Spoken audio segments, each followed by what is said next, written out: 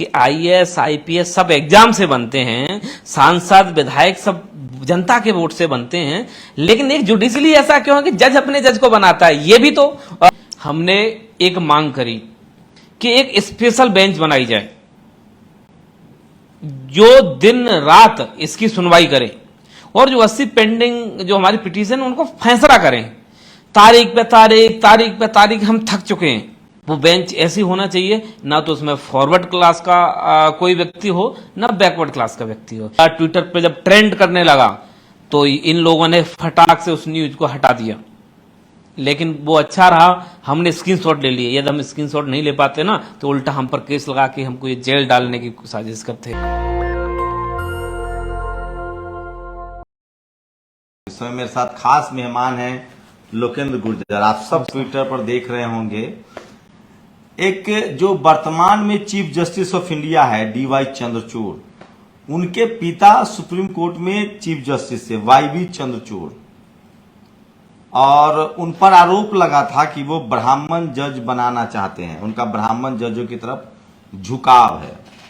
पूरी कहानी बताऊंगा एक कर करके। ये 1988 का मामला है जब न्यायमूर्ति खालिद ने ब्राह्मणों के प्रभुत्व वाले सर्वोच्च न्यायालय की आलोचना करते हुए कहा था कि मुख्य न्यायाधीश चंद्रचूड़ और पाठक दोनों ही ब्राह्मण न्यायाधीशों को प्राथमिकता देते हैं। आपको जानकर हैरानी होगी कि ये जो लाइनें मैं पढ़ के सुना रहा हूं, ये जो किताब लिखी गई है, ये जो अभी वर्तमान में चीफ जस्टिस ऑफ इंडिया हैं उनके बेटे ने लिखी है, और उस किताब का नाम है सुप्रीम व्हिस्पर्स। डीवाई चंद्रचूड़ के बेटे अभिनव चंद्रचूड़ की किताब है ये, जो धनंजय यशवंत चंद्रचूड़ मुख्य न्यायाधीश जो है डीवाई चंद्रचूड़, उनके जो बेटे हैं सुप्रीम अभिनव चंद्रचूड़, उन्होंने ये किताब लिखी है। ब्राह्मणों को प्राथमिकता देते थे डीवाई चंद्रचूड़। ये एक दो आदमी ने नहीं कहा था, ये कहा था न्यायमूर्ति मेडन, जो उस समय मुख्य न्यायाधीश वाईवी चंद्रचूड़ से विशेष रूप से खफा थे। इतना ही नहीं, नेहरू पर भी आरोप लगा था कि वो कश्मीरी ब्राह्मणों के फेवर करने का आरोप लगा है। तो ये भी खबर है जो सोशल मीडिया पर। और न्यायपालिका पर जातिवाद के अन्य आरोप। अभिनय चंद्रचूड़ ने अपनी किताब में लिखा है कि न्यायमूर्ति पी जगनमोहन रेड्डी का ऐसा मानना था कि ब्राह्मण न्यायाधीश दूसरों की तुलना में अधिक रूढ़िवादी थे, क्योंकि संपूर्ण ब्राह्मण लोकाचार रूढ़िवादी था। न्यायमूर्ति डी.ए. देसाई जो स्वयं के एक ब्राह्मण, सोचिए उस समय कितने प्रोग्रेसिव लोग थे, ये साफ लिख रहे हैं वो।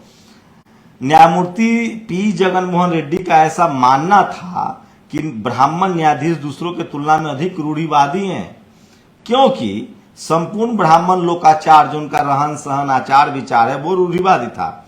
न्यायमूर्ति डी.ए. देसाई जो स्वयं एक ब्राह्मण थे, उन्हें यह हास्यास्पद लगा कि कर्नाटक आरक्षण मामले केसी बसंत कुमार बनाम कर्नाटक राज्य का फैसला जिन 5 न्यायाधीशों की पीठ द्वारा दिया गया था, उनमें से कोई भी पिछड़ी जाति से नहीं था। उन्हें 5 ब्राह्मणों द्वारा अनुसूचित जाति और पिछड़ी जातियों के बारे में निर्णय लेने का मजाक उड़ाया।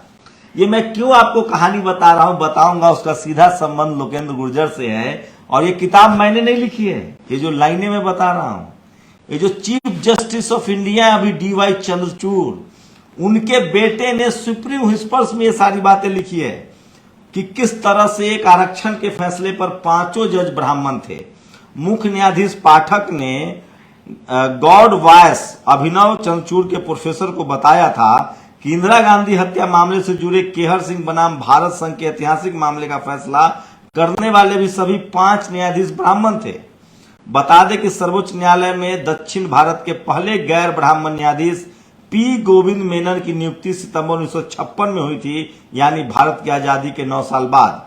मुख्य न्यायाधीश सिन्हा पर भी अपनी जाति राजपूत के न्यायाधीशों को नियुक्त करने का आरोप लगा था, लेकिन वह प्रधानमंत्री नेहरू को यह समझाने में सफल रहे थे कि उन पर आरोप लगे अफवाह है। Justice AN. सेन ने दिया था सुझाव। 28 जनवरी 1981 को सुप्रीम कोर्ट में नियुक्त होने वाले जस्टिस ए.एन. सेन को न्यायिक नियुक्तियों में जातिगत मानदंड से मोहभंग हो गया था। उनका मानना था कि यदि अनुसूचित जाति का न्यायाधीश 40% सक्षम है और अग्रणी जाति का न्यायाधीश 60% सक्षम है, तो अनुसूचित जाति के न्यायाधीश की नियुक्ति करना ठीक होगा। मैं नहीं कह रहा हूं, बता दें, न्यायमूर्ति अमरेंद्र नाथ सेन का जन्म 1 अक्टूबर 1920 को पश्चिम बंगाल में हुआ था। सुप्रीम कोर्ट में उनका कार्यकाल 30 सितंबर 1985 था।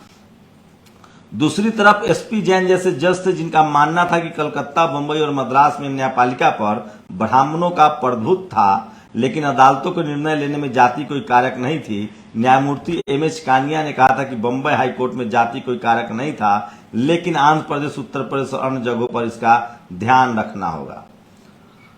अब मैं ये क्यों कह रहा हूं, अब समझिए। लोकेंद्र गुर्जर है मेरे साथ, ये गए सुप्रीम कोर्ट। ओबीसी आरक्षण का एक मामला चल रहा है जबलपुर हाई कोर्ट में, 27% रिजर्वेशन का मामला है। ये गए थे सुप्रीम कोर्ट। इनके वकील ने कहा कि जज साहब, हमें एक ऐसा बेंच चाहिए जिसमें न सवर्ण जज हो न ओबीसी जज हो, क्योंकि दोनों पार्टी हैं, सवर्ण समाज भी और ओबीसी भी।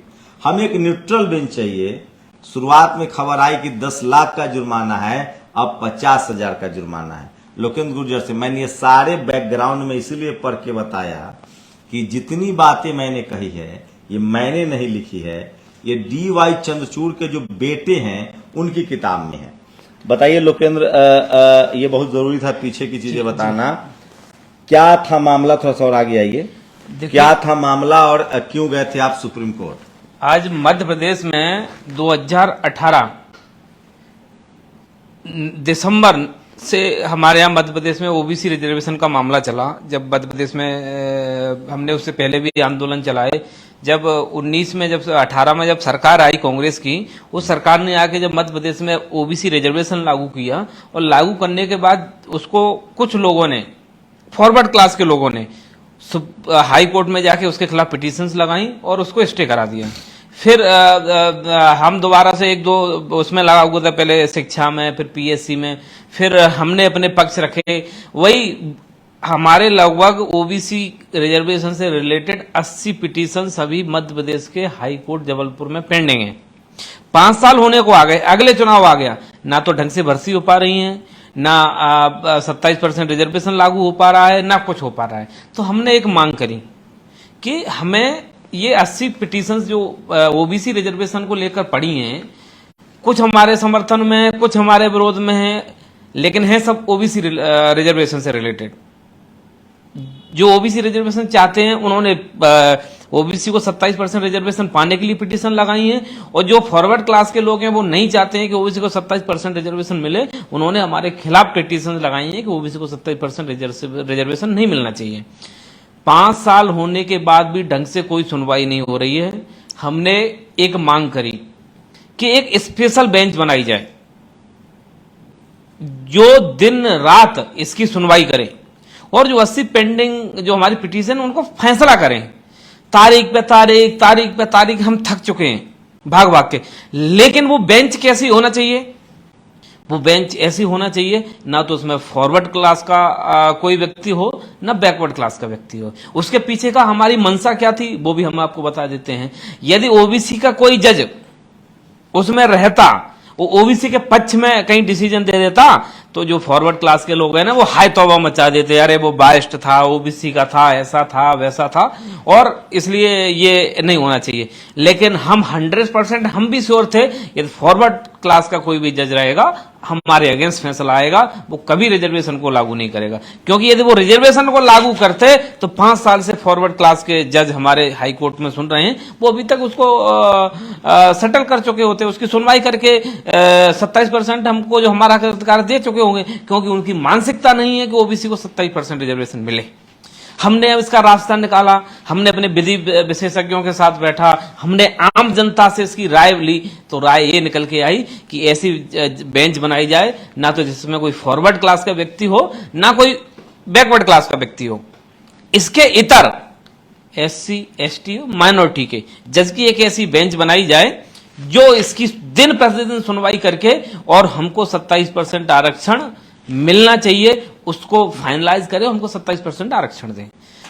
जब हमारा ये मामला हाई कोर्ट में गया, हाई कोर्ट के जो भी हमारे जज थे उन्होंने उसको सुना, उन्होंने इसको कहते हुए ध्वस्त कर दिया, उन्होंने निरस्त कर दिया कि नहीं, आज तक हमारी बेंच पर कोई ऐसा आरोप नहीं है कि हमने पक्षपात किया है। इतना कह के उन्होंने उसको डिसमिस कर दिया। अब हमें तो कुछ करना है अपने समाज के लिए, तो हम उसको लेकर सुप्रीम कोर्ट आए। सुप्रीम कोर्ट में हमने एसएलपी दायर की। जब हमारी अभी बहस हुई 17 तारीख को, तो जज साहब तो एकदम ऐसे हो गए कि जैसे क्या मांग थी आपकी? हमारी मांग यही थी कि हमारी एक स्पेशल बेंच बनाई जाए, एक न्यूट्रल बेंच बनाई जाए, जो ओबीसी के मामलों को दिन प्रतिदिन सुने, कंटिन्यू सुने, हर दूसरे दिन, पहले दिन, पर डे उसकी हियरिंग हो, वो खत्म हो, लेकिन उस बेंच में कोई भी अपर कास्ट का जज ना हो और कोई भी बैकवर्ड क्लास का जज ना हो। यदि मैं बैकवर्ड क्लास का जज मांग करता, मैं ओबीसी से आता हूं, चाहता तो मैं बैकवर्ड क्लास का भी जज मांग कर सकता था कि हमारे बैकवर्ड क्लास के जज से सुनवाई करवाया जाए, तो आप मुझे कहते थे कि मैं जातिवादी हूं।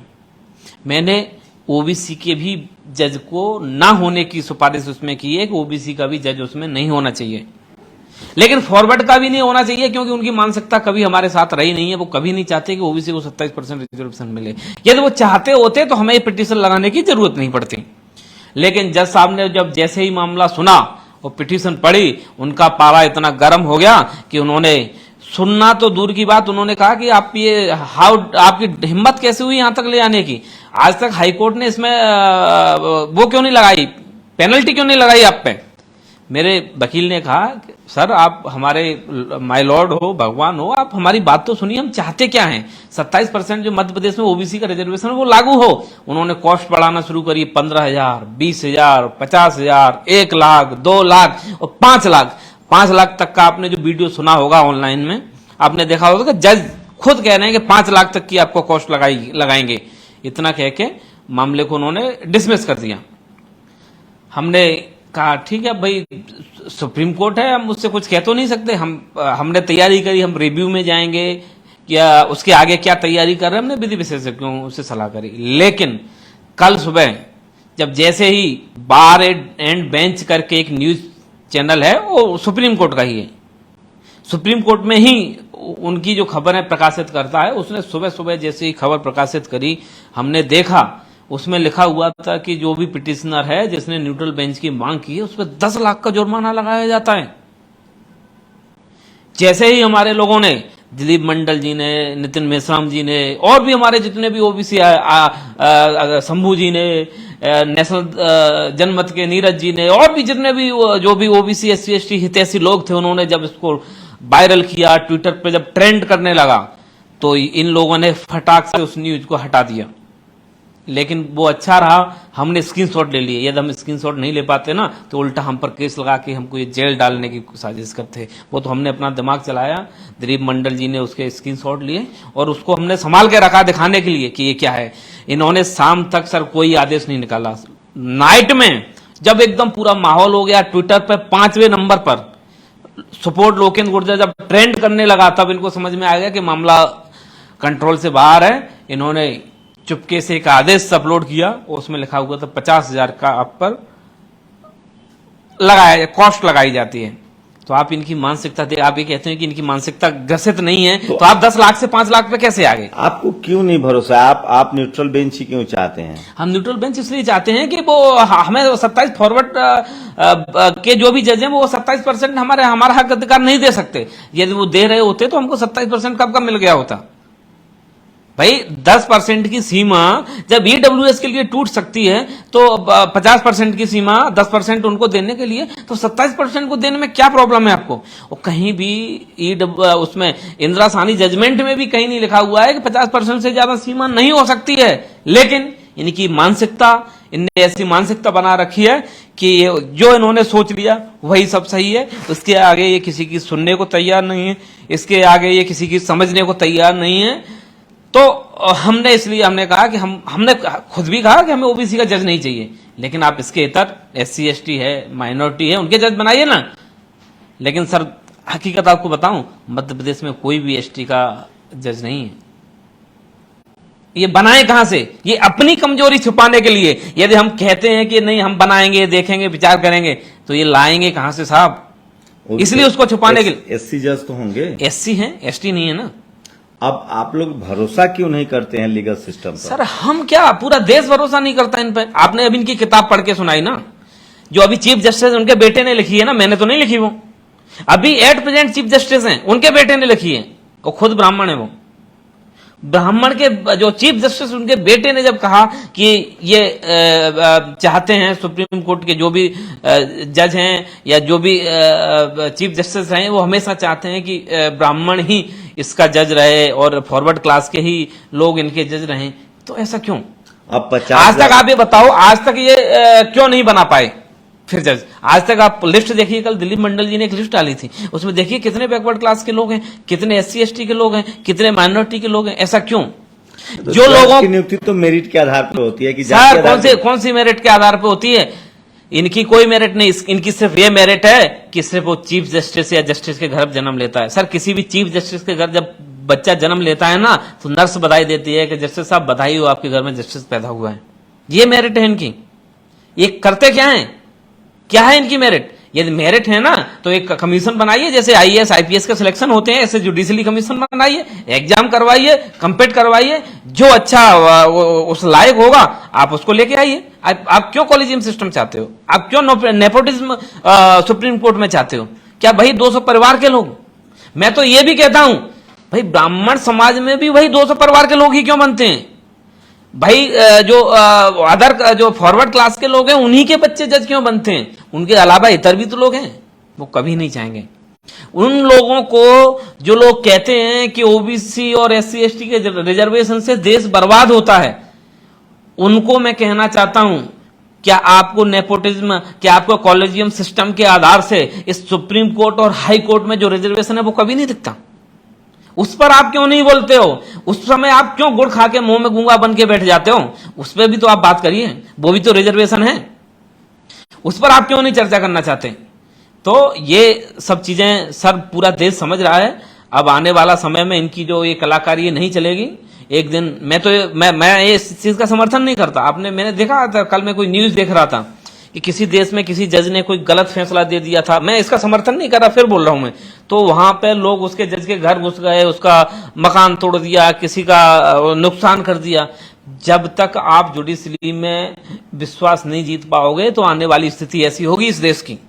अभी भी समय है। आप हिंसा को बढ़ावा दे रहे हैं? मैं फिर कह रहा हूं, आपसे क्या बोला, मैं हिंसा को बढ़ावा नहीं दे रहा हूं, मैं हकीकत को बयां कर रहा हूं कि लोगों को आपसे विश्वास हट चुका है। क्या अच्छा एक बात बताइए कि अब क्या है रास्ता? क्या आप जुर्माना भरेंगे? नहीं, मैं आप लोगों से मदद मांग रहे हैं? मैं लोगों से मदद मांग रहा हूं भाई। मेरे जो मैंने कल जब ट्विटर पे ट्रेंड किया तो हमारे बहुत सारे जो हमारे PhD के स्कॉलर हैं लंदन में, राय साहब, उन्होंने भी एक सहमति दी, और भी सब लोगों ने, आप सब लोगों ने जब चर्चा हुई तो उन्होंने बोला कि एक व्यक्ति 1 रुपए देगा, 1 रुपए देकर इसको हम इकट्ठा करेंगे, क्योंकि ये पूरी लड़ाई OBC SC ST के, उसको इकट्ठा करने के बाद इनके पास जाएंगे। अभी भी हम और विधि सलाहकार उनसे सलाह कर रहे हैं, हम रिव्यू पिटीशन में जाएंगे। इसके अलावा जो भी हमारे पास चारे होंगे पहले उसको करेंगे, जब हमारे पास कोई चारा नहीं बचेगा तब उसके बाद हम तय करेंगे कि हमें क्या करना है। लेकिन इससे ऐसा नहीं लगता कि आप इस तरह से जातिवाद पर बहस शुरू करना चाहते हैं? नहीं, बिल्कुल क्यों नहीं होना चाहिए। जिनको 27% रिजर्वेशन, SC ST के प्रमोशन में आरक्षण, SC ST के जो विधानसभा लोकसभा में रिजर्वेशन, उन पे जो लोग बहस करते हैं वो इस पर बहस करने क्यों नहीं आना चाहते? मैं उनको भी दिखाना चाहता। अभी 4 जजों की नियुक्ति हुई है हाई कोर्ट में, उस पर कोर्ट ने कहा है कि पिछड़े जजों की संख्या बढ़ानी पड़ेगी। नहीं तो आप ये आंदोलन दिख रहा है ना, इसलिए बढ़ाना पड़ेगी। उनको दिख रहा है कि लोगों को विश्वास हटने लगा है सुप्रीम कोर्ट और हाई कोर्ट पे से, जुडिशरी पे से, कि हमारा जो नेपोटिज्म है, हमारा जो कॉलेजियम सिस्टम है वो एकदम बाइस्ड हो चुका है, वो एकदम जाति के आधार पर काम करता है।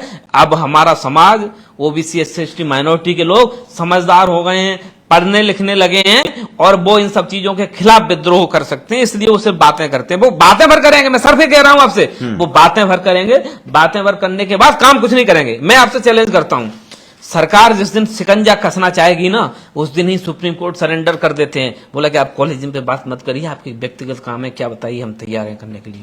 ये स्थिति है। लेकिन ये कॉलेजियम सिस्टम को बना के रखेंगे, इसके लिए इनको जो भी करना पड़ेगा, जो भी समझौते करना पड़ेंगे, ये लोग करते हैं। जो अभी चीफ जस्टिस ऑफ इंडिया, उनके बेटे की किताब है सुप्रीम व्हिस्पर्स, उसको पढ़िए। जज भी, सुप्रीम कोर्ट के प्रेजेंट जज लोग भी सवाल उठाते रहे हैं कि ब्राह्मण समाज के ज्यादा जज होते हैं, वो ज्यादा रूढ़िवादी होते हैं। फिलहाल ये स्थिति है कि सुप्रीम कोर्ट में 15 जज जो है वो ब्राह्मण समाज से हैं। आप लोग इस पूरी बातचीत पर अपनी इसके प्रतिक्रिया अलावा दीजिए। फॉरवर्ड क्लास के कितने वो भी तो बताइए। ओबीसी एससी ब्राह्मण के अलावा फॉरवर्ड क्लास के भी बहुत सारे जज हैं उसमें। ओबीसी एससी एसटी के तो लिमिटेड हैं सर। तो आप अपनी प्रतिक्रिया दीजिए कि क्या हाई कोर्ट सुप्रीम कोर्ट का जो कोलेजियम सिस्टम है, रिजर्वेशन जब इस देश के संसद में लागू है, विधानसभा में लागू है, आईएएस पीसीएस में लागू है, तो हाई कोर्ट सुप्रीम कोर्ट के जजों की नियुक्ति में क्यों नहीं? और जब लोअर जुडिशियरी में भी रिजर्वेशन लागू है तो हाई कोर्ट सुप्रीम कोर्ट में क्यों नहीं? अब तो 10% इकोनॉमिक वीकर सेक्शन भी आ गया है, गरीब सवर्णों को भी जज बनना चाहिए। दूसरा सर, हम एक चीज और मैं आपके माध्यम से कहना चाहूंगा कि आईएएस आईपीएस सब एग्जाम से बनते हैं, सांसद विधायक सब जनता के वोट से बनते हैं, लेकिन एक जुडिशली ऐसा क्यों है कि जज अपने जज को बनाता है? ये भी तो एग्जाम से होना चाहिए ना। की व्यवस्था है जिसमें जजों की जो कमेटी है वही हाई कोर्ट सुप्रीम कोर्ट के जजों की नियुक्ति करता है। आप लोग पूरी बातचीत पर अपनी प्रतिक्रिया जरूर दीजिए। शुक्रिया लोकन, धन्यवाद। नेशनल दस्तक की आपसे गुजारिश है कि अगर इसको बचाना चाहते हैं तो नेशनल दस्तक को सब्सक्राइब करने के लिए रेड कलर के सब्सक्राइब बटन को दबाएं, फिर बेल आइकन की घंटी दबाएं। नेशनल दस्तक को बचाने के लिए बहुत जरूरी है कि हर खबर को शेयर करें, लाइक करें, कमेंट जरूर करें।